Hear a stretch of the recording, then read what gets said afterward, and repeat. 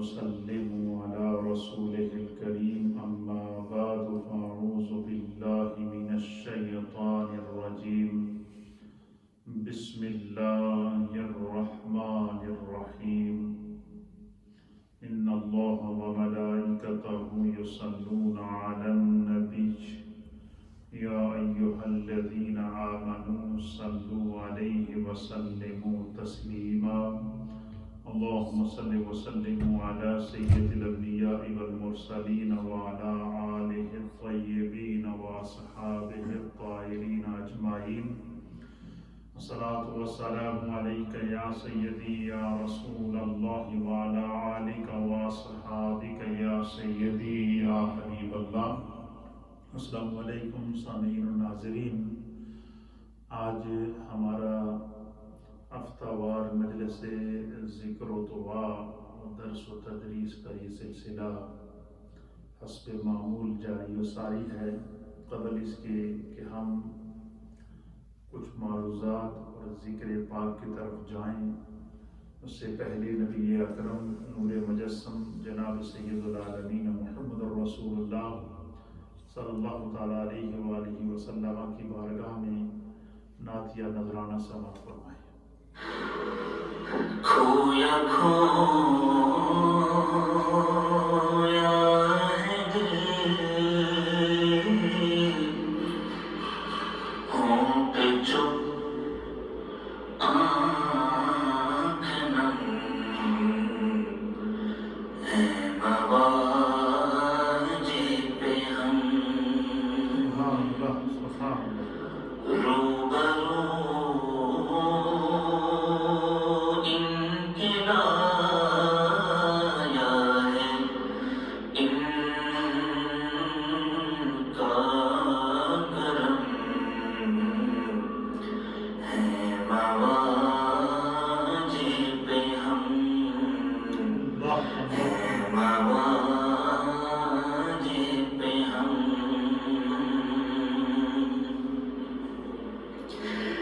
ایک کونے میں ہے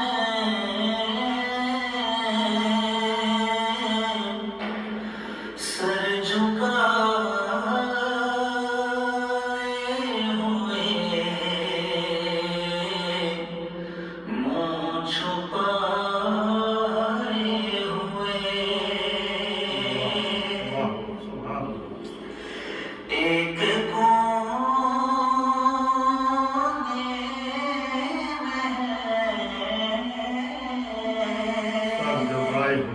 سر جھکائے ہوئے منہ چھپائے ہوئے گردنیں کے بارے ندامت سے خم مواجہ پہ ہم گردنیں کے بارے ندامت سے خم مواجہ پہ ہم مواجہ پہ ہم. آنسوؤں کی زبان کر رہی ہے بیان ان سے آہ والے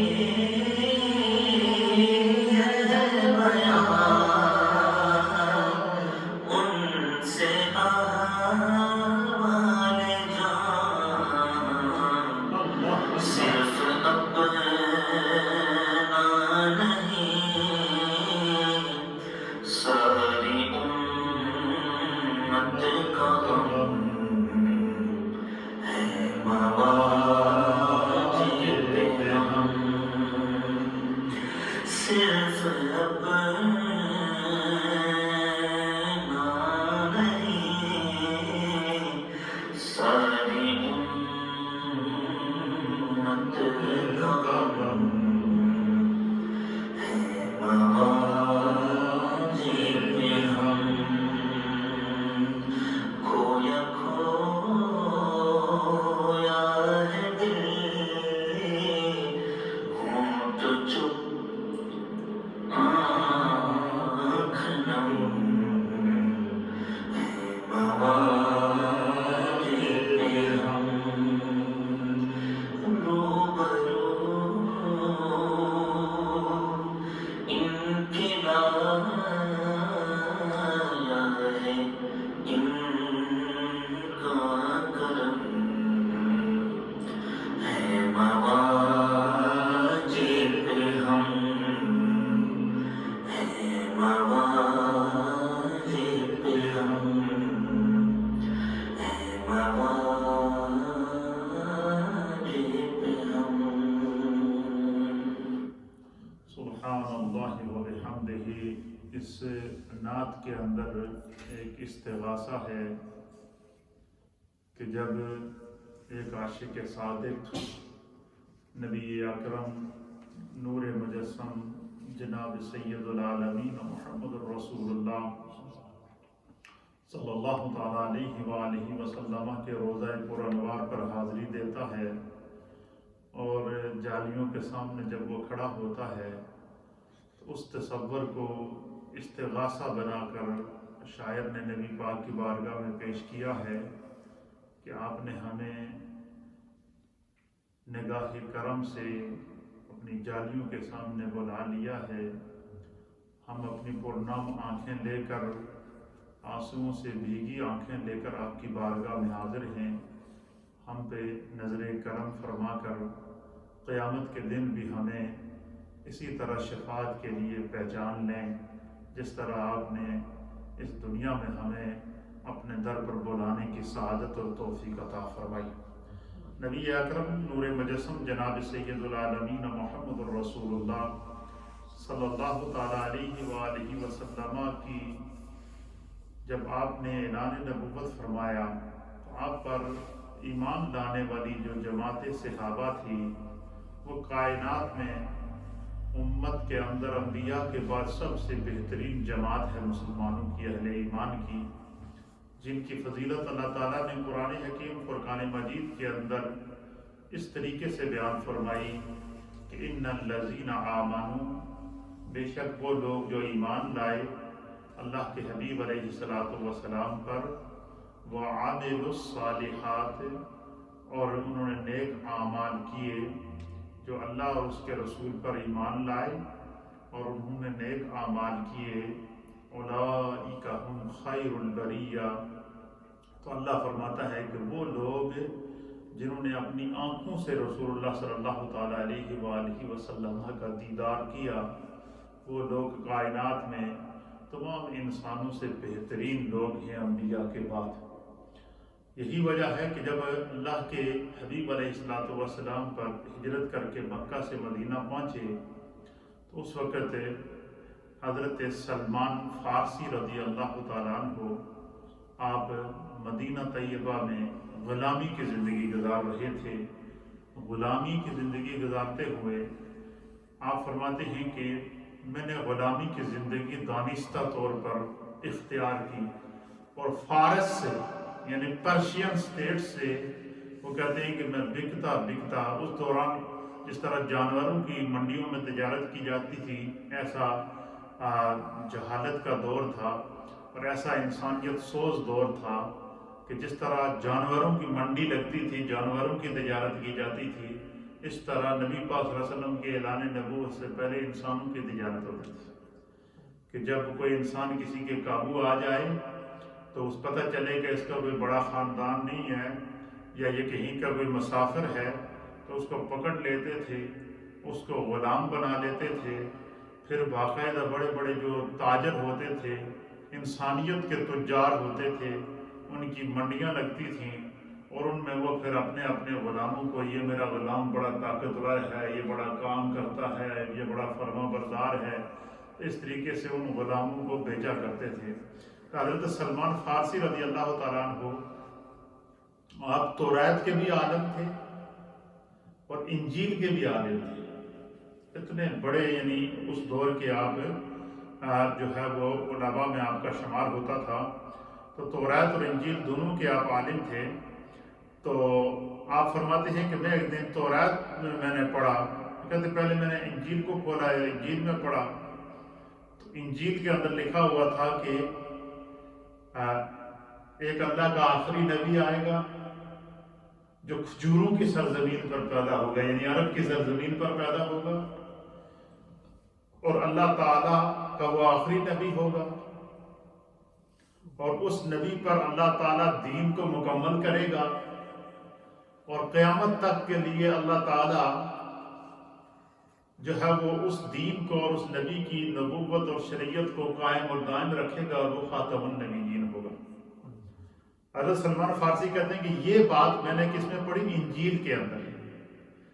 وہ اس وقت وہ انجیل کے عالم تھے، کہتے ہیں کہ جیسے ہی میں نے وہ بات پڑھی انجیل کے اندر، تو میں نے اللہ کی بارگاہ میں دعا کی تھی کہ بار الہ یہ تیری کتاب انجیل ہے، یہ تیرے برحق نبی پر اتری ہے، تو میں اس کتاب کو گواہ بنا کر تیری بارگاہ میں دعا کرتا ہوں اس کتاب کے وسیلے سے کہ اگر میرے دور میں وہ نبی پیدا ہو تو میں اس نبی پر ایمان لے کر آؤں۔ پھر حضرت سلمان فارسی کہتے ہیں کہ میں نے نیت کر لی، انجیل پڑھتے ہی میں نے کیا کر دی؟ نیت بھی کر لی کہ جب بھی اگر میں نے حضور علیہ السلام کو اپنے دور میں پایا تو میں جو ہے وہ آپ پر کیا کر دوں گا؟ ایمان لے کر آؤں گا۔ پھر آپ فرماتے ہیں کہ میں نے توریت کو کھولا، توریت کی میں نے تلاوت کی، یعنی ابھی تک قرآن نازل نہیں ہوا، حضور علیہ السلام نے اعلان نبوت نہیں کیا، یہ اس سے پہلے کی باتیں کر رہے ہیں۔ اس سے آپ اندازہ لگائیں کہ اللہ تعالیٰ نے ہمیں جو نبی عطا فرمایا ہے، اللہ نے ان کو کتنی شانیں عطا فرمائی ہیں کہ ان کا ذکر اللہ قرآن توریت میں بھی بیان کر رہا ہے، ان کا تذکرہ اللہ انجیل میں بھی بیان فرما رہا ہے، ان کا تذکرہ اللہ رب العالمین جو ہے وہ زبور کے اندر بھی بیان فرما رہا ہے۔ تو حضرت سلمان فارسی کہتے ہیں کہ میں نے توریت کا جب مطالعہ کیا تو توریت کے اندر بھی اسی طرح کی خوشخبری تھی۔ تو کہتے ہیں کہ پھر میں نے اللہ کی بارگاہ میں دعا کی کہ اللہ یہ توریت تیری کتاب ہے، برحق کتاب ہے، تو نے اپنے برحق نبی پر اس کتاب کو نازل کیا ہے، میں اس کتاب کو گواہ بنا کر تیری بارگاہ میں دعا کرتا ہوں کہ اگر مجھے اس نبی کا جس کا ذکر توریت میں بھی ہے، انجیل میں بھی ہے، زبور میں بھی ہے، اور جو تیرا آخری نبی ہوگا جس کے اوپر تو نے دین کو مکمل کرنا ہے، جس کے اوپر تو نے جو ہے وہ دین اور شریعت کو اس زمین کے اوپر قیامت تک کے لیے نافذ کرنا ہے، اگر مجھے اس نبی کا دور ملا تو میں کیا کروں گا؟ کہتے ہیں کہ انجیل اور توریت کے اندر لکھا ہوا تھا کہ وہ نبی عرب کی سرزمین پر، کھجوروں کی سرزمین پر پیدا ہوگا، اور وہ کھجوروں کی سرزمین سے ایک جگہ سے ہجرت کر کے دوسری جگہ پر جائے گا۔ تو حضرت سلمان فارسی کہتے ہیں کہ میں نے کہا کہ میں تو فارس میں رہ رہا ہوں، میں تو پرشین سٹیٹ کے اندر رہنے، فارس جو نہیں یہ روس کی ریاست ہے، روس یہ نہیں، آپ سمجھ لیں کہ سنٹرل ایشیا کے رہنے والے تھے، تو میں تو پرشین ریاست کا رہنے والا ہوں، فارس کا رہنے والا ہوں، ایران کا رہنے والا ہوں، تو کھجوروں کی سرزمین تو وہ تو مکہ اور مدینہ ہے، تو میں وہاں پر کیسے پہنچوں؟ تو آپ کہتے ہیں حضرت سلمان فارسی حالانکہ توریت کے بھی عالم، انجیل کے بھی عالم، لیکن جب توریت اور انجیل کے اندر مقام مصطفیٰ کو پڑھ لیا، عظمت مصطفیٰ کا مطالعہ کر لیا، اور نبی پاک صلی اللہ علیہ وسلم کی نبوت اور آپ کے مقام اور آپ کی آنے والی جو شریعت اور دین تھا اس کا جب پوری نشانیاں انہوں نے نوٹ کر لی، آپ فرماتے ہیں کہ پھر میں نے اپنے اوپر کیا کیا؟ ایک جذب کی کیفیت طاری کی۔ جذب کی کیفیت کیا طاری کی؟ کہ بالکل مجذوب سے ہو گئے اور جنگلوں اور ویرانوں میں پھرنا شروع ہو گئے، اور جو بھی آگے پیچھے سے قافلے آتے تو ان قافلوں میں جا کر گھس جاتے۔ تو کہتے ہیں کہ ایک قافلہ ایک آ رہا تھا عرب کا، تو انہوں نے دیکھا کہ یہ کوئی دیوانہ سا ہے، اس کا کوئی آگا پیچھا تو ہے نہیں ہے، کوئی اس کا لگتا ہے کوئی خاندان وغیرہ اس کا نہیں ہے، تو یہ ادھر جنگلوں میں پھرتا ہے، تو لہٰذا اب اس کو قید کر لیتے ہیں، اس کو غلام بنا لیتے ہیں، تو اس کو ہم غلام بنا کے ساتھ لے جاتے ہیں، تو یہ ہماری بکریاں وغیرہ چراتا رہے گا اور کام کرتا رہے۔ تو کہتے ہیں وہ ایک چرواہوں کا ایک گزر ہوا وہاں سے، تو ان لوگوں نے کیا کر دیا، اور کہتے ہیں کہ میں نے یہ نیت کی تھی کہ یہ مجھے پکڑ کر قید کر لیں اور مجھے ایک دفعہ عرب کی سرزمین میں لے جائیں، کیونکہ اس نبی کا جب زمانہ آئے تو میں کم از کم عرب کی سرزمین پر موجود ہوں، اگر میں موجود ہوا تو میں ضرور جو ہے اس نبی کی زیارت بھی کروں گا اور اس نبی پر ایمان بھی لے کر آؤں گا۔ اور یہ اسٹرگل شروع کیا حضرت سلمان فارسی کہتے ہیں کہ میں اس وقت جوانی کی عمر میں تھا، جوانی کی عمر میں کیا کیا، انہوں نے ان کو قید کر لیا، خود قید ہوئے، انہوں نے پوچھا کہ تو کون ہے، کدھر کا رہنے والا ہے، تیری کوئی زمینیں ہیں، ماں باپ ہیں، خاندان ہے، یا کچھ بھی نہیں ہے جی، بس میں جس نے اللہ نے پیدا کیا اس کی مخلوق ہوں۔ تو انہوں نے کیا کیا، حضرت سلمان فارسی کو کیا کر دیا، قید کر لیا، ان کو غلام بنا دیا، غلام بنانے کے بعد پھر وہاں سے وہ اس کو ساتھ لے کر عرب کے اندر داخل ہو گئے۔ عرب میں داخل ہوتے سفر کرتے کرتے کہتے ہیں کہ توریت اور انجیل میں نے ساتھ رکھی ہوئی تھی۔ حضرت سلمان فارسی کہتے ہیں کہ میں دن بھر بکریاں چراتا، اونٹوں کو چراتا، اور جس مالک نے مجھے غلام بنایا ہوا تھا اس کے وہ جو بات کہتا میں اس کی فرما برداری کرتا، میں نے کبھی اس کی نافرمانی نہیں کی۔ تو اس بنا کے اوپر وہ ان اہل عرب کے اندر جو ہے نا ان کو بڑی عزت کی نگاہ سے دیکھا جاتا تھا کہ یہ بڑا فرما بردار غلام ہے، محنتی ہے، اس کو جو کام کہیں یہ کر لیتا ہے۔ حالانکہ ایک بندہ جو توریت کا بھی عالم، انجیل کا بھی عالم، لیکن اپنے اوپر کیفیت کیا تاریخی ہوئی ہے کہ خدا کرے وہ یہاں سے مصطفیٰ کا گزر ہو جائے،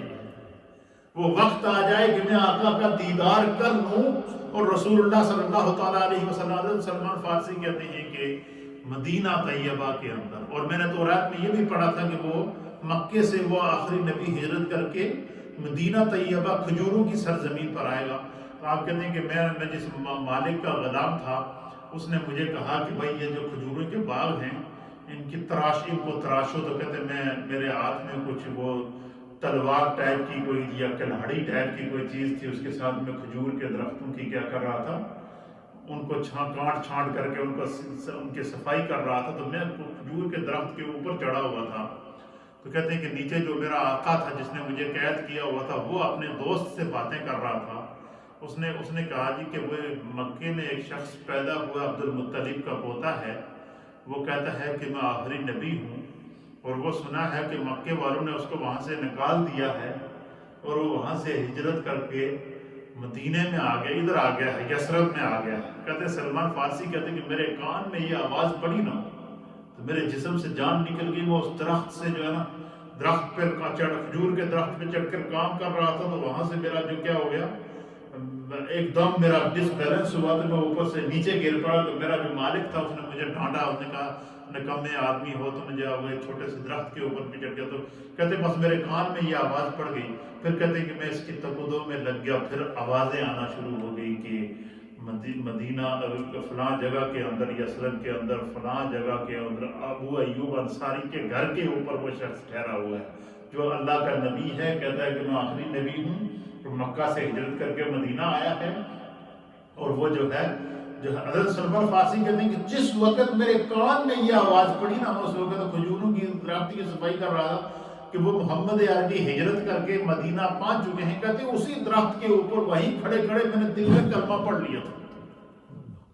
میں نے دل میں کلمہ پڑھ لیا تھا، اور صرف ایک اس وقت کہتے ہیں میری عمر 132 سال تھی۔ کتنی عمر تھی؟ یعنی 30 سال کی عمر میں اپنے آپ کو قید کروایا، اور 100 سال تک غلامی کی زندگی صرف اس نیت سے برداشت کی کہ شاید یہاں سے مصطفیٰ کا گزر ہو جائے، میں ان پہ ایمان لے آؤں، ان کا دیدار کر کے صرف صحابیت حاصل کر سکوں۔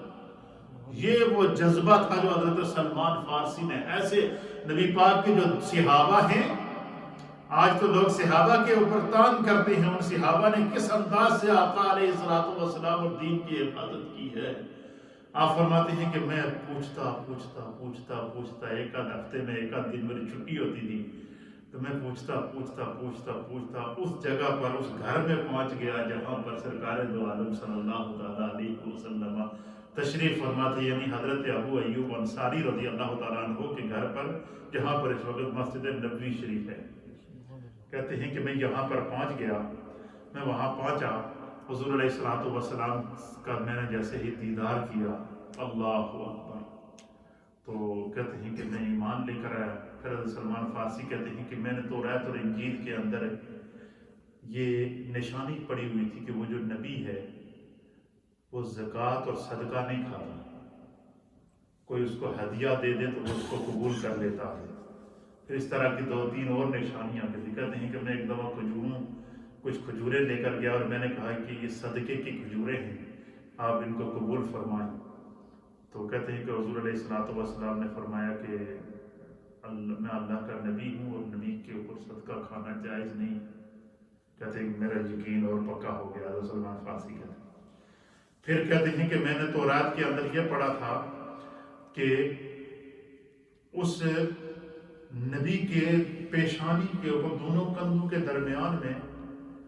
مہر نبوت ہے۔ کیا ہے؟ مہر نبوت ہوگی۔ تو کہتے ہیں میں اب سوچ رہا تھا کہ بھائی اب انہوں نے تو کپڑے پہنے ہوئے ہیں، قمیض پہنی ہوئی ہے، میں تو مہر نبوت کو نہیں دیکھ سکتا، دل میں ہی سوچ رہا تھا۔ کہتے ہیں حضور علیہ الصلوۃ والسلام نے مجھے قریب بلایا اور قریب بلا کر آپ نے اپنی پیٹھ سے کپڑا اٹھا کر کہا جو چیز دیکھنا چاہتے ہو دیکھ لو۔ پھر حضرت سلمان فارسی رضی اللہ تعالیٰ عنہ تو ایمان تو ہر پہلے سے ہی لا چکے تھے، آپ نے کلمہ پڑھا، ایک اور نشانی تھی وہ دیکھی، اسی طریقے سے کلمہ پڑھا۔ کلمہ پڑھنے کے بعد آنکھوں سے آنسو آ گئے اور پھر چلے گئے۔ پھر ان کے مالک کو پتہ چل گیا جس کے وہ غلام تھے، تو اس نے ان سے کہا کہ بھائی میں تم تو ہو تو غلامی کی زندگی بسر کر رہے ہو تو میرے غلام ہو، ہاں البتہ یہ کر سکتے ہو کہ تم اگر 300 یا اس سے زائد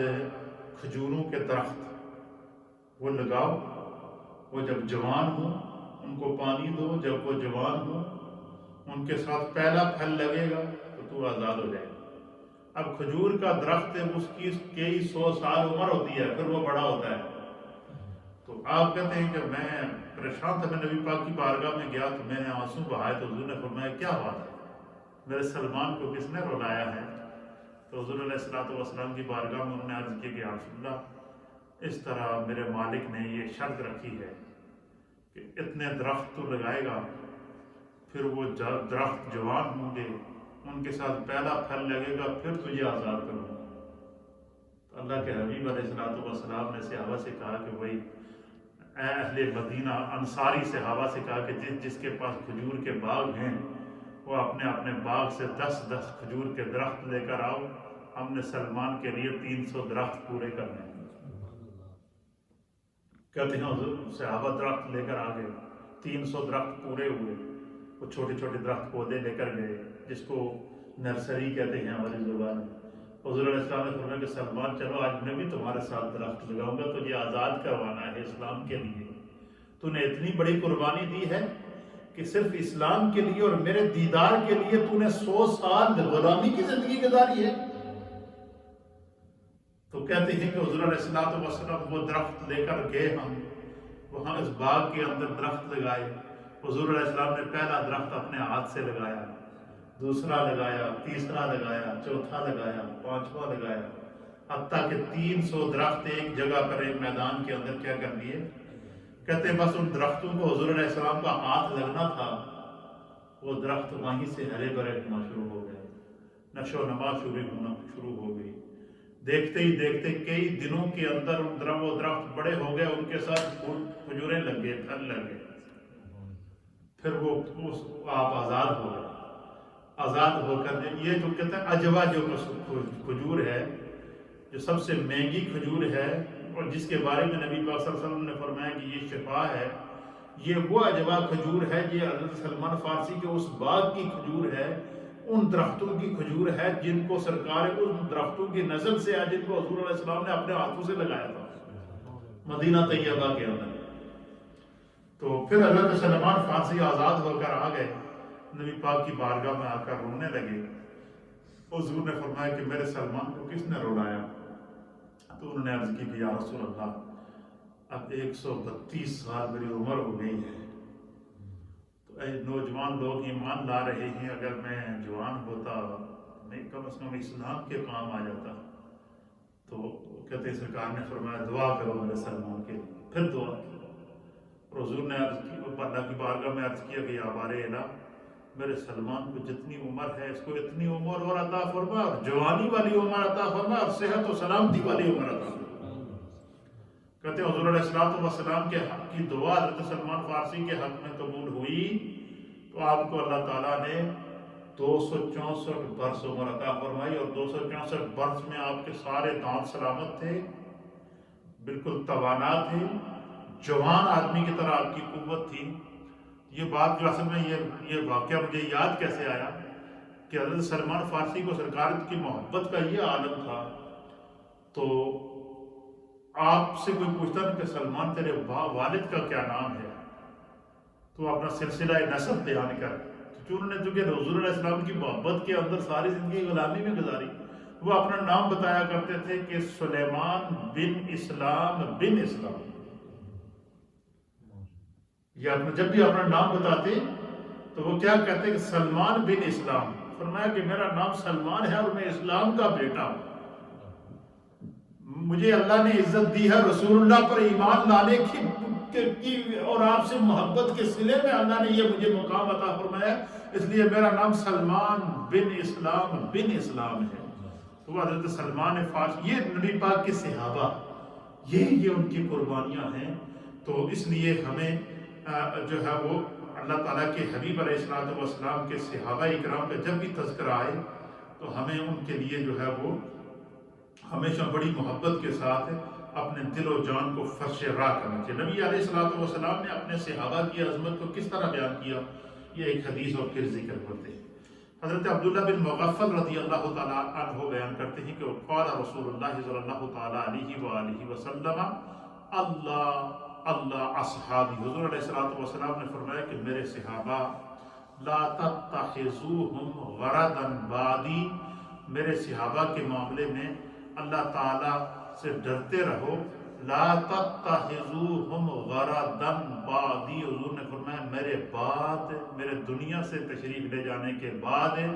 میرے دنیا سے پردہ فرمانے کے بعد میرے صحابہ کو کبھی تنقید کا نشانہ نہ بنا، میرے صحابہ کو تنقید نہ کرنا، ان کو برا بلانا کہنا۔ نبی علیہ السلام اپنے علم نبوت سے یہ دیکھ رہے تھے کہ میری امت میں کچھ ایسے بدبخت بھی پیدا ہوں گے جو میرے صحابہ کو برا بلا کہیں گے، تو حضور نے پہلے سے یہ دروازہ بند کر دیا۔ کیا فرمایا؟ لا تتخذوہم غرضا بعدی، میرے بعد میرے صحابہ کو تنقید کا نشانہ نہ بنانا، میرے بعد میرے صحابہ سے بغض نہ رکھنا، میرے بعد میرے صحابہ سے حسد نہ رکھنا، میرے بعد میرے صحابہ کو سب و شتم نہ کرنا، میرے بعد میرے صحابہ اکرام کی عزت اور تکریم کرنا۔ کیوں؟ فرمایا کہ فمن احبہم فبحبی احبہم، حضور نے فرمایا کہ جس نے میرے صحابہ سے محبت کی اس نے میری وجہ سے میرے صحابہ سے محبت کی۔ کیوں؟ کہ میرا صحابی جو قیامت تک کے لیے، کیونکہ اب دین میرا رہے گا،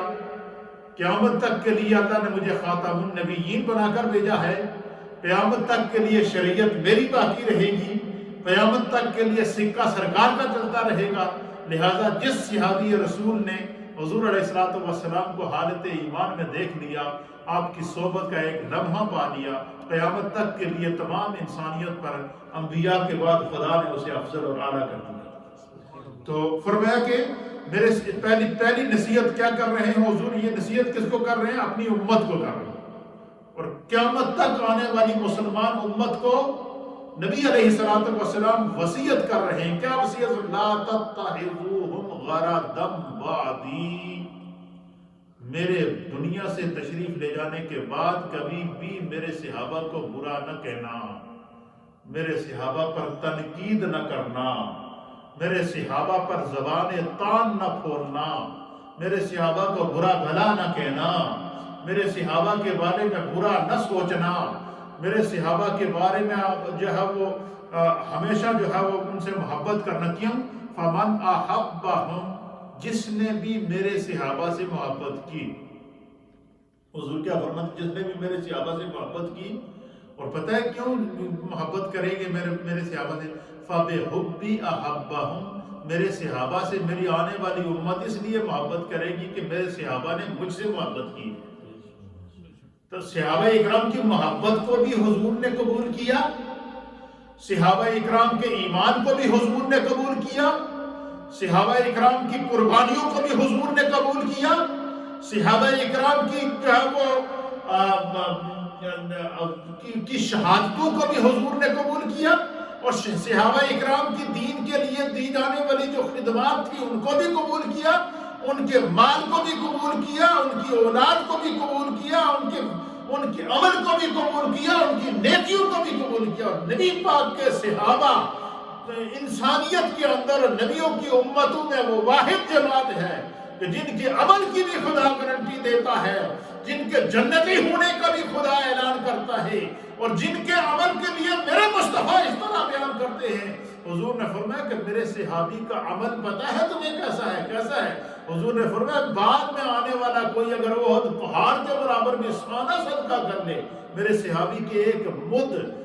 جو کے برابر جب اس کا پہاڑ کا سونے کا صدقہ نہیں پہنچ سکتا۔ تو یہ تو صحابی کے عمل کا یہ عالم ہے، تو صحابی کے ایمان کا کیا عالم ہوگا کہ جس کے ایمان کو اللہ فرماتا ہے کہ ان الذین آمنوا، وہ لوگ جو میرے محبوب پر ایمان لائے، میرے محبوب کو حالت ایمان میں دیکھا، حضور علیہ السلام کی صحبت کو اختیار کیا اور نیک اعمال کو اپنی زندگی کا مطمع نظر بنا دیا، اولئک ہم خیر البریہ۔ اللہ فرماتا ہے کہ انبیاء کے بعد میری ساری مخلوق میں، مخلوق انسانیت میں سب سے بہترین جماعت وہ ہے جو رسول اللہ پر ایمان لائی، اور وہ جماعت صحابہ ہے۔ اور پھر فرمایا کہ میرے صحابہ سے تم محبت اس لیے کرو گے کہ انہوں نے مجھ سے محبت کی، اور فرمایا کہ ایک بات یاد رکھنا،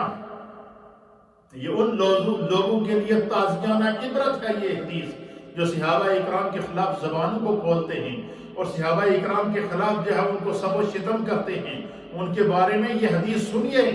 آپ فرماتے ہیں، میں پھر اس حدیث کے آگے حوالے بھی دوں گا کہ اس حدیث کو کس محدث نے کہا لکھا۔ حضور علیہ السلام نے فرمایا وَمَنْ أَبْغَضَهُمْ، جس شخص نے بھی میرے صحابی سے بغض رکھا۔ اب یہاں ہم کا لفظ یہ ضمیر لے کر آئی جمع کی ضمیر ہے، اس سے مراد یہ ہے کہ نبی پاک نبی علیہ السلام پہ کموں پہ 1.25 صحابہ اور صحابیات ایمان لے کر آئے۔ کتنے؟ کموں پہ 1.25 صحابہ اور صحابیات نے حضور علیہ السلام پر ایمان لے کر آئے۔ حضور علیہ السلام فرماتے ہیں کہ میرے پہلے صحابی سے لے کر آخری صحابی تک جس نے بھی میرے کسی صحابی سے فامن ابغضہم بغض رکھا، جس نے میرے صحابی کے بارے میں دل میں میل رکھی، جس نے میرے صحابی کے بارے میں سب و شتم کیا، جس نے میرے صحابی کو غالب گلوچ کیا، یا جس نے میرے صحابی کے اوپر لام تان کیا، یا جس نے میرے صحابی کو برا بنا دینے کی جرأت اور جسارت کی ہے، فرمایا بغضی ابغضہم، فرمایا کہ وہ میرے صحابی پر اس نے تان نہیں کیا، میرے صحابی کو برا نہیں کیا، اس کے دل کے اندر مجھ مصطفیٰ کی برائی موجود ہے، اس کے دل کے اندر مجھ مصطفیٰ کے بارے میں نفاق موجود ہے، اس کے دل کے اندر مجھ مصطفیٰ کے بارے میں نفرت موجود ہے، اس کے دل کے اندر مجھ مصطفیٰ کے بارے میں کینہ اور بغض موجود ہے۔ فرمایا میرے صحابی پر جس شخص کے، حضور نے فرمایا کہ جس شخص کو مجھ پر ایمان ہے، جو شخص مجھے اللہ کا نبی برحق سمجھتا ہے، جو شخص مجھے خاتم النبیین سمجھتا ہے، اور جو شخص قیامت تک مجھ پر ایمان لے کر آیا، حضور نے فرمایا اس کے دل میں میرے صحابہ کا بغض آ ہی نہیں سکتا۔ پتہ چلا کہ جو صحابہ اکرام کا بغض دل میں رکھتا ہے اس کا دل ایمان سے خالی ہے، جو اہل بیت اطہار کا بغض دل کے اندر رکھتا ہے اس کا دل بھی جو ہے وہ ایمان سے خالی ہے۔ اور تمام ان صحابہ اکرام کے اندر جو نبی علیہ السلام نے جتنے صحابہ کا ذکر کیا، حضور علیہ السلام کے ان تمام صحابہ جن کا تعلق چاہے اہل بیت سے ہو یا غیر اہل بیت سے ہو، جو 1.25 صحابہ کے اندر ہزاروں کی تعداد میں وہ صحابہ ہیں جن کا تعلق جو ہے نبی پاک صلی اللہ علیہ وسلم کے خاندان سے بھی ہے، جن کا تعلق حضور علیہ السلام کی جو ہے وہ آگے جو ہے وہ آل اور اولاد سے بھی آتا ہے، جس طریقے سے جو ہے وہ مولا کائنات کا تعلق حضور کے خاندان سے تھا، اسی طریقے سے حسنین کریمین کا تعلق حضور علیہ السلام کے خاندان سے تھا. حضرت عباس حضور علیہ السلام کے چچا، آپ کا تعلق آپ کے خاندان سے تھا. حضرت سیدنا امیر حمزہ رضی اللہ تعالیٰ عنہ سید الشہداء، آپ کا تعلق آپ کے خاندان سے تھا، آپ کے چچا کے رشتے کے اندر. اسی طریقے سے سیدنا فاروق اعظم رضی اللہ تعالیٰ عنہ کا سلسلہ نسب بھی جا کر قریش کے اندر ایک جگہ جا کر حضور علیہ السلام سے مل جاتا تھا. اسی طریقے سے سیدنا ابوبکر صدیق کا سلسلہ نسب بھی آگے جا کر جو ہے وہ حضور علیہ السلام کے خاندان سے مل جاتا تھا. تو کہیں نہ کہیں جو ہے وہ صحابہ اکرام جو قریشی اور نسب صحابہ تھے، ان کا کہیں نہ کہیں نسب جا کر حضور علیہ السلام کے نسب سے مل جاتا تھا. تو حضور علیہ السلام نے فرمایا کہ جس شخص کے دل میں میری محبت ہوگی وہ میرے صحابہ سے محبت کرے گا، اور جس شخص کے دل میں مجھ مصطفیٰ کے بارے میں بغض ہوگا وہ میرے صحابہ سے بغض رکھے گا. میرے صحابہ سے کوئی ایسا شخص بغض رکھ ہی نہیں سکتا کہ جس کے دل میں میری محبت ہو اور میرے صحابہ سے بغض رکھے، ایسا نہیں ہو سکتا. تو پتہ چلا کہ جو صحابہ اکرام پر طعن کرتے ہیں ان کا دل محبت رسول سے خالی ہے، ان کا دل ایمان مصطفیٰ سے خالی ہے. ان کے دل کے اندر نبی کو جس طرح صحابہ سے وہ نفرت موجود ہے، اس طرح نبی اکرم صلی اللہ علیہ وسلم کی ذات سے بھی وہ نفرت کرتے ہیں. اس لیے حضور علیہ السلام نے فرمایا کہ جو ہے وہ یہ حدیث کا ایک دستور ہے امت کے لیے، قیامت تک آنے والی امت کے لیے. پہلی نصیحت اس میں کیا ہے؟ لا تتخذوہم غرضا بعدی. حضور نے فرمایا میری دنیا سے جانے کے بعد میرے صحابہ کو تنقید نہیں کرنی، میرے دنیا سے جانے کے بعد میرے صحابہ کو برا بھلا نہیں کہنا. اور دوسری نصیحت اس کے اندر کیا ہے؟ میرے صحابہ سے میری وجہ سے ہمیشہ محبت کرتے رہنا. یعنی گویا کہ مجھ سے محبت میرے صحابہ کی محبت کی وجہ سے ہے، اور میرے صحابہ سے محبت میری محبت کی وجہ سے ہے. تو گویا کہ فرمایا کہ اگر صحابہ سے محبت کرو گے یہ اس بات کی علامت ہوگی کہ جو نبی پاک کے صحابہ سے محبت کرتا ہے یہ حضور سے بھی محبت کرتا ہے. تو اگر آپ یہ دیکھنا چاہیں کہ یہ شخص محب رسول ہے یا کہ نہیں، یہ شخص رسول اللہ سے سچی محبت کرنے والا ہے یا کہ نہیں، تو حضور علیہ السلام نے اس حدیث کے اندر کسوٹی بتا دی ہے. اور وہ کیا بتائی ہے کہ اس کے سامنے میرے صحابہ کا ذکر کرو، میرے اہل بیت کا ذکر کرو. اگر اس کا چہرہ محبت سے کھل جائے تو سمجھ لینا اس کے دل میں رسول اللہ کی محبت موجود ہے. اس نے رسول اللہ کی محبت کا اس کے اندر جو ہے وہ ایمان کا نور محبت رسول کی صورت کے اندر موجود ہے. اور فرمایا کہ اور دوسری نصیحت کیا، تیسری نصیحت کیا کی؟ حضور نے فرمایا کہ میرے صحابہ سے بغض نہ رکھنا. کیا نصیحت فرمائی اس حدیث کے اندر؟ کہ میرے صحابہ سے بغض نہ رکھنا. فرمایا کہ جس نے میرے صحابہ سے بغض رکھا، میرے صحابہ کو سب و شتم کیا،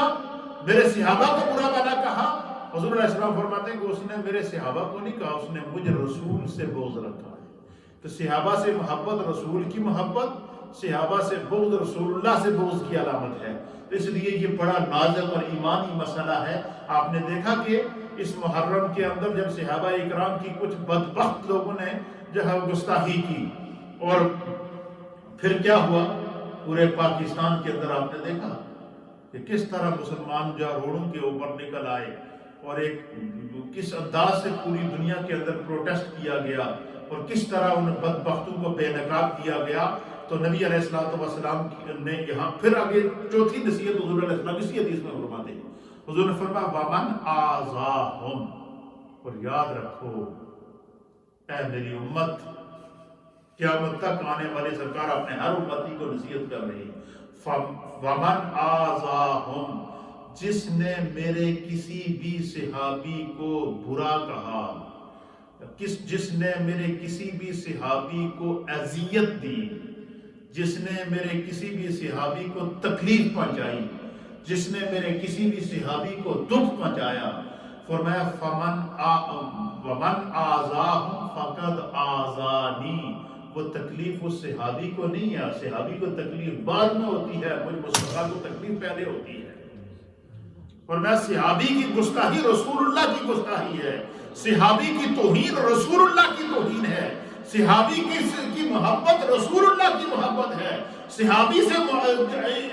عقیدت رسول اللہ سے عقیدت کی علامت ہے. تو حضور علیہ السلام نے اپنے صحابہ کو ایمان کا معیار بنا دیا ہے. اللہ نے نبی کے صحابہ کو ایمان کا معیار قرار دیا ہے، تو اس لیے اس حدیث کے اندر جہاں نبی پاک صلی اللہ علیہ وسلم نے امت کو اور فرمایا، پھر اس کی سزا بھی بیان کر دی۔ سزا کیا بیان کی؟ حضور نے فرمایا کہ جس نے میرے کسی صحابی کو اذیت پہنچائی فقط آزانی، اس نے مجھ مصطفیٰ کو اذیت پہنچائی۔ اور فرمایا ومن آزانی، یاد رکھو، اب امت کو نصیحت کر رہے ہیں، یاد رکھو جس نے مجھ مصطفیٰ کو تکلیف پہنچائی، جس نے مجھ مصطفیٰ کو اذیت پہنچائی، جس نے مجھ مصطفیٰ کو دکھ پہنچایا، جس نے مجھ مصطفیٰ کو تکلیف پہنچائی، اور وہ تکلیف کیا کہ اس نے میرے صحابہ کو برا کہا، وہ تکلیف کیا کہ اس نے میرے صحابہ پر سب و شتم کیا، وہ تکلیف کیا کہ اس نے میرے صحابہ پر تبرہ بازی کرنے کی ناکام کوشش کی۔ حضور نے فرمایا کہ فقط آزانی، اس نے میرے صحابی پر تبرہ نہیں کیا، اس نے مجھے مصطفیٰ پر تبرہ کیا۔ اس نے میرے صحابی کو دکھ نہیں پہنچایا، اس نے مجھے مصطفیٰ کو دکھ پہنچایا۔ اس نے میرے صحابی کو اذیت نہیں پہنچائی، مجھے مصطفیٰ کو پہنچائی۔ اس کا مفہوم کیا ہے کہ صحابی کو تکلیف بعد میں ہوگی، مجھے مصطفیٰ کو پہلے ہوگی۔ کیوں؟ کہ صحابی نے نبی کے لیے گھر بار چھوڑ دیا تھا، اولاد چھوڑ دی تھی، مال چھوڑ دیا تھا، قربان کر دیا تھا اپنے آپ کو۔ وہ منظر دنیا کے سامنے نہیں ہے کہ جب حضرت حنظلہ رضی اللہ تعالیٰ عنہ کی شادی ہوئی، نکاح کیا، دلہن کو گھر لے کر آئے، اور پہلی رات ہے، شب عروسی ہے، کان میں آواز پڑی کہ نبی پاک نے جہاد کے لیے بلایا ہے۔ اب سوچتے ہیں کہ حضور کا حکم آ گیا ہے، مجھ پر غسل فرض ہے، اگر میں غسل کرتا ہوں تو کہیں ایسا نہ ہو کہ رسول اللہ کے حکم کے اندر تاخیر ہو جائے اور نبی کی گستاخی ہو جائے۔ جس حال میں تھے اسی کیفیت میں غسل کیے بغیر جہاد کو چل دیے، میدان کارزار میں کود پڑے، جنگ ہوئی، احد کا میدان گرم ہوا تو حضرت حنظلہ کو تیر لگا، تلوار لگی، سینہ چیر گیا اور سر قلم ہو گیا۔ حضرت حنظلہ جو ہے وہ شہید ہو گئے۔ کیا ہو گئے؟ شہید ہو گئے۔ تو جب شہداء کی لاشیں جمع کرنے لگے نا، سب کی لاشیں، سب کے جسم موجود تھے، سب کی باڈیاں موجود تھی، حضرت حنظلہ کی باڈی موجود نہیں تھی۔ تو صحابہ نے عرض کیا کہ یا رسول اللہ، سارے صحابہ شہید، سارے شہداء موجود ہیں، لیکن آپ ایک نوجوان صحابی ہے حنظلہ، بڑی جوان مردی سے لڑا ہے، اس نے کئی کفار کو واسطے جہنم کیا، اور ہم نے اپنی آنکھوں سے دیکھا کہ اس کے سینے میں تیر بھی لگ رہے تھے، تلواروں بھی چل رہی تھی، ہمارے سامنے وہ شہید ہوا ہے اور ابھی وہ ہمیں ان شہداء کی صف میں نظر نہیں آ رہا۔ حضرت حنظلہ ہمیں شہداء کی صف میں نظر نہیں آ رہا ہے۔ تو اللہ کے حبیب علیہ الصلوۃ والسلام نے آسمان کی طرف دیکھا اور سرکار دو عالم صلی اللہ تعالیٰ علیہ وسلم پھر اپنی آنکھیں بند کی۔ پھر سرکار دو عالم صلی اللہ علیہ وسلم نے صحابہ سے کہا کہ پھر جا کر دیکھو حنظلہ آپ کو مل جائے۔ اب جب تلاش کیا تو دیکھا کہ آپ کی باڈی ایک جگہ موجود ہے، تو آپ کے جسم سے، آپ کے بالوں سے پانی ٹپک رہا ہے، ان کو تازہ تازہ کسی نے غسل دیا۔ اب وہاں پانی موجود نہیں، پہلے تو ان کی باڈی نہیں مل رہی تھی، باڈی ملی ہے تو وہ جسم پورا گیلا ہے، بالوں سے پانی ٹپک رہا ہے، داڑھی سے پانی ٹپک رہا ہے، سر سے پانی ٹپک رہا ہے، کپڑے جو وہ جسم کے گیلے ہوئے پڑے ہیں، پاؤں گیلے ہیں، ہاتھ گیلے ہیں، جسم گیلا ہے۔ اور وہ ان کو اٹھا کے جب حضور علیہ السلام کے سامنے لائے، اللہ اکبر، میرے مصطفیٰ کریم نے فرمایا کہ مجھے حنظلہ کی بیوی کو بلاؤ، یا ان کی والد گھر سے کسی کو بلاؤ۔ تو ان کی بیوی کو، جب حضرت حنظلہ کی بیوی کو بلایا گیا، حضور علیہ السلام نے ان سے پوچھا کہ یہ حنظلہ جب جہاد کے لیے آیا تھا تو کس کیفیت میں تھا؟ تو انہوں نے عرض کی کہ یا رسول اللہ، حنظلہ کی رات کل ہی شادی ہوئی ہے، آج پہلی رات تھی، پہلی رات وہ اپنی جب بیوی کے ساتھ اس نے شب عروسی گزاری ہے، ابھی وہ بستر پر تھا ہی تھا کہ اس کے کان میں پڑی کہ رسول اللہ نے تمہیں جہاد کے لیے بلایا ہے، اور تو وہ مجھے اس پر غسل فرض تھا، تو وہ اسی حالت میں نکل آیا تھا۔ تو حضور علیہ السلام نے فرمایا کہ یہ جو حنظلہ کے جسم کے اوپر پانی بہتا ہوا دیکھ رہے ہو، اور تھوڑی دیر پہلے تمہیں حنظلہ نہیں ملا تھا، اصل میں وجہ یہ تھی کہ اس کو فرشتے اٹھا کر جنت میں لے گئے تھے، اور فرشتوں نے حنظلہ کو جنت کی نہر کوثر کے ذریعے آب کوثر سے غسل دے کر واپس لے کر آئے ہیں کہ یہ رسول اللہ کا وہ صحابی ہے کہ اس نے جب اللہ کے رسول کا حکم سنا تو اس نے یہ نہیں دیکھا کہ میں اگر یہ کر دوں گا تو یہ ہو جائے گا، اس نے یہ دیکھا کہ میں رسول اللہ کے حکم پر عمل کرتے ہوئے مجھے ایک لمحے کی دیری نہ ہو جائے۔ یہ ہے میرے نبی کے صحابہ، جب وہ شہید ہو جائیں تو ان کو غسل فرشتے دیں۔ یہ ہے میرے نبی کے صحابہ جب بدر کے میدان کے اندر سب کچھ چھوڑ کر اسلام کے لیے کود پڑے ہیں تو اللہ تعالیٰ ان کی مدد کے لیے فرشتے نازل کرے۔ اللہ اکبر۔ میں جب حج کے لیے پہلی دفعہ گیا تو میں میدان بدر میں گیا، میں وہ مقام دیکھا، پھر مجھے بتایا گیا کہ وہ سامنے جو پہاڑ ہے وہاں کسی کو جانے نہیں دیتے، تو میں نے کہا کہ میں وہاں جاؤں گا۔ میں وہاں گیا تو وہاں پر ایک وہ آگے کھڑے تھے جو شرطے جو وہاں کے گارڈ ہیں، تو انہوں نے کہا جی کہ آگے جانا منع ہے۔ تو میں نے ان سے عربی میں کہا جی کہ میں تھوڑا سا، میں نے کہا میں صحافی بھی ہوں اور میں کچھ تھوڑی سی ڈاکومنٹری بناتا رہتا ہوں، تو میں اس پہاڑ کی ڈاکومنٹری بنانا چاہتا ہوں اور میں نے اس کو جا کر UK کے اندر جو ہے وہ اپنے پیج پر اپلوڈ کرنا ہے، تو اگر آپ مجھے اجازت دے دیں تو آپ کی بڑی مہربانی ہوگی۔ تو انہوں نے مجھے اجازت دی، میں چلا گیا۔ وہ پہاڑ کہاں تھا؟ اس پہاڑ کا نام ہے جبل ملائکہ۔ کیا نام ہے اس پہاڑ کا؟ اس پہاڑ وہ جبل ملائکہ وہ پہاڑ تھا کہ جدھر میدان بدر ہو رہا تھا، ادھر جنگ بدر ہو رہی تھی، اور جنگ بدر کے اندر جو ہے وہ صحابہ اکرام اسلام کے لیے اپنی جانیں قربان کرنے کے لیے نکل چکے تھے۔ نبی علیہ السلام نے اللہ کی بارگاہ میں دعا کی تھی کہ اللہ تو نے نصرت کا وعدہ کیا تھا، یہ 313 مٹھی بھر مسلمان ہیں، اگر یہ بھی شہید ہو گئے تو قیامت تک تیرا دین، تیرے اسلام کا نام لینے والا کوئی نہیں ہوگا۔ اللہ تعالیٰ نے اس پہاڑ کے اوپر 3000 فرشتوں کو نازل کیا جو بدر میں آگے لڑے ہیں۔ کتنے فرشتوں کو؟ اس پہاڑ کو جبل ملائکہ کہتے ہیں کہ اس پر ملائکہ اترے ہیں۔ نبی پاک کے صحابہ جب اسلام کے لیے برسر پیکار ہو تو خدا فرشتے ان کی مدد کے لیے بھیجے۔ نبی کا صحابی جب زمین پر شہید ہو جائے تو اللہ آب کوثر سے اس کے لیے غسل کا اہتمام کرے۔ وہ صحابہ ہیں، ان کے بارے میں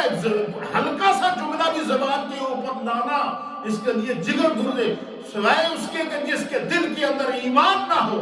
وہ اگر صحابی کے بارے میں کوئی گستاخی کرتا ہے تو میں نہیں کہہ سکتا ہوں، لیکن میں رب کعبہ کی قسم کھا کر کہتا ہوں، جو اللہ نے ہمیں جو ایمان دیا ہے اس ایمان کی قسم کھا کر کہتا ہوں کہ جس دل کے اندر ہلکا سا بھی ایمان موجود ہے اس کو یہ جرأت ہی نہیں ہو سکتی کہ وہ نبی کے صحابی کو کے بارے میں برا سوچے یا نبی پاک کے صحابی کے بارے میں برا خیال کرے۔ تو اس حدیث کے اندر حضور نے دستور دے دیا، حضور نے فرمایا یاد رکھو جس نے میرے صحابی سے محبت کی اس نے فَبِحُبِّ حَبَّهُمْ، اس نے احبہم، اس نے میری محبت کی وجہ سے اس سے محبت کی۔ میرے صحابی کی محبت مصطفیٰ کی محبت ہے، جب میرے صحابی سے بغض مصطفیٰ کا بغض ہے۔ میرے صحابی کو عذاب پہنچانا، میرے صحابی کو تکلیف پہنچانا، یہ مجھے مصطفیٰ کو تکلیف پہنچانا ہے۔ اور فرمایا فقد آزانی، یاد رکھو ومن آزانی، حضور نے فرمایا کہ یاد رکھو جس نے مجھ مصطفیٰ کو دکھ پہنچایا نا اس نے مجھے دکھ نہیں پہنچایا، فقد آز اللہ، اس نے اللہ کو دکھ پہنچایا ہے۔ جس نے مصطفیٰ کو اذیت پہنچائی اس نے اللہ کو اذیت پہنچائی۔ اس کا کیا معنی ہے؟ یہ حدیث، یہ اسی حدیث کے سیاق و سباق کے اندر یہ جملہ ہے نا، تو حضور نے فرمایا کہ گویا کہ اس کا معنی یہ ہے کہ نبی علیہ السلام قیامت تک اپنی امت کو یہ تعلیم اور نصیحت فرما رہے ہیں کہ جس نے میرے صحابی کو اذیت پہنچائی، میرے صحابی کی اذیت میں مصطفیٰ کی اذیت ہے، میرے صحابی کی اذیت میں خدا کی اذیت ہے۔ اور جو بندہ مصطفیٰ اور خدا کو دکھ پہنچائے، مصطفیٰ اور خدا کو تکلیف پہنچائے گا، اور فرمایا کہ پھر یاد رکھو وہ اس کا ٹھکانہ کیا ہوگا۔ فرمایا کہ وہ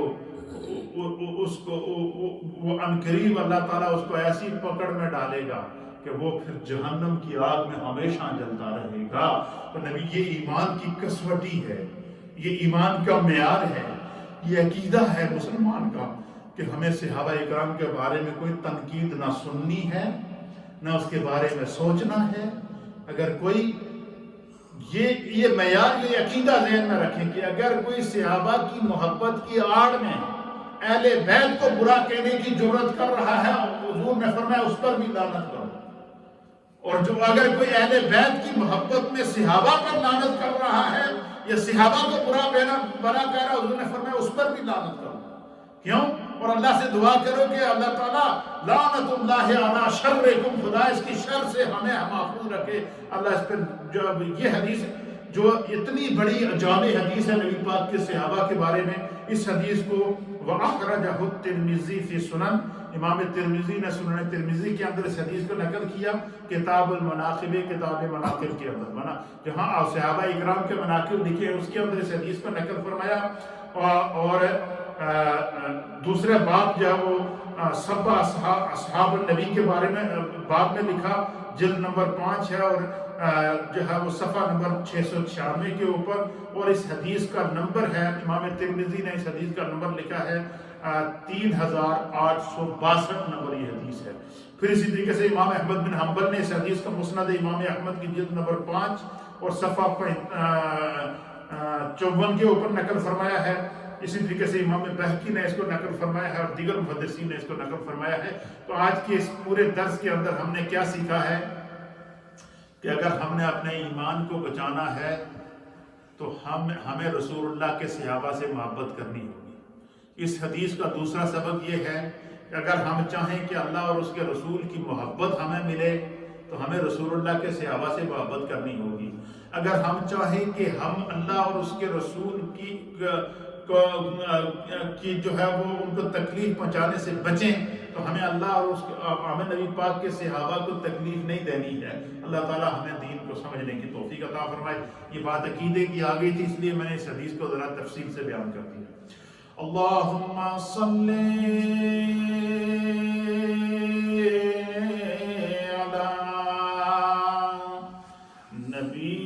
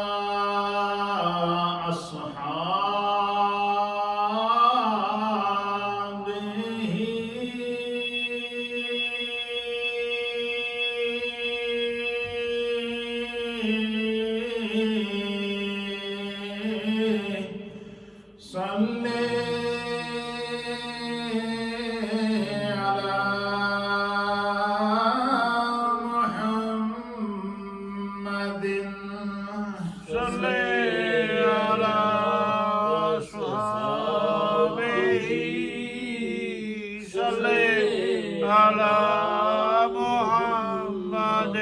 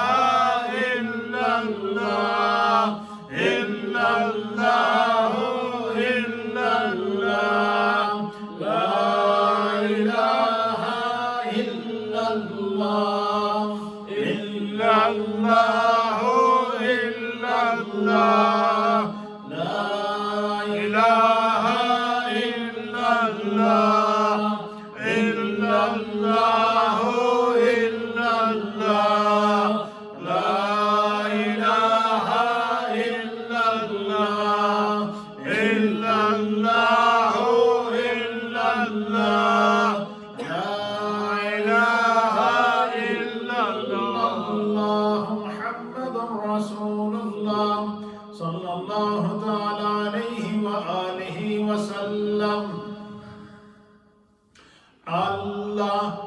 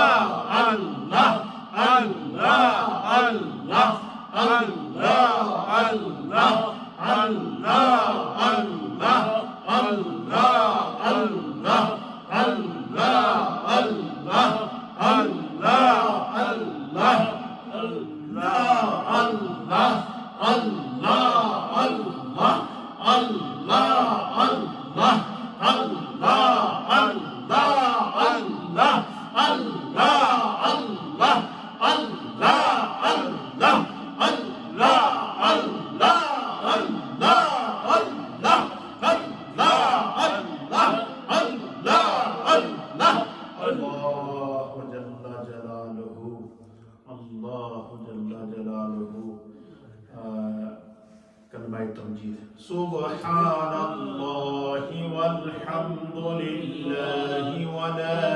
الہ الا اللہ واللہ اکبر ولا حول ولا قوة الا باللہ العلی العظیم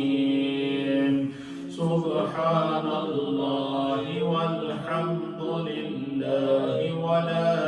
الہ الا اللہ واللہ اکبر ولا حول ولا قوة الا باللہ العلی العظیم سبحان اللہ والحمد للہ ولا الہ الا اللہ واللہ اکبر ولا حول ولا قوة الا باللہ العلی العظیم۔ گزشتہ روز ہمارے پیر و مرشد حضور خواجہ خواجگاں حضرت خواجہ پیر علاء الدین صدیقی شیخ الحرم رحمۃ اللہ علیہ کا عرس اور خواجگان نیریاں شریف کا عرس ہوا، جس میں ہزاروں کی تعداد میں فرزندان توحید نے شرکت کی،